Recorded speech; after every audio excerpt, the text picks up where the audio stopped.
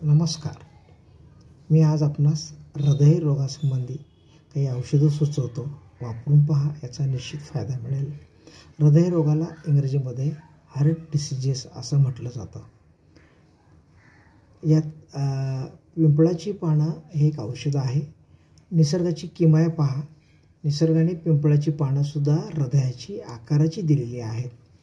पिंपळाची 5 ते 10 पाने घेतली, ती 1 ग्लास पाण्यात उकळवली, त्याला अर्धा ग्लास होईपर्यंत आटवलं आणि ते रोज जर प्राशन केलं तर हृदयाचे अनेक आजार बरे होऊ शकतात.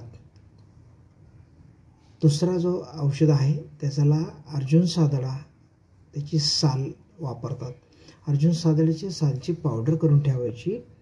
ती रोज 2-2 चमचे रोज सकाळी उपाशी पोटी घ्यायची. वरून कोमट पाणी प्यायचं.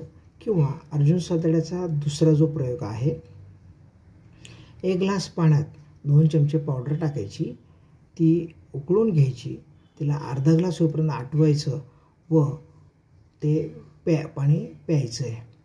हा जो काढा आहे हा सुद्धा हृदयविकाराच्या आजारांना चांगलं औषध आहे. हा जो काढा आहे याच्यात तुम्ही चवीनुसार गूळ टाकू शकता.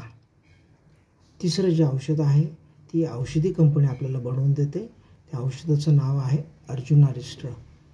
2-2 चमचे किंवा 10 मिली सकाळ संध्याकाळ, मोठ्या माणसांना किंवा लहान मुलांना 1-1 चमचा 2 वेळा.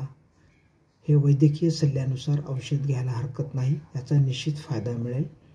पण ज्यांना हृदयरोग आहे त्यांना तेल, तूप हे पदार्थ थोडे कमी करायचे.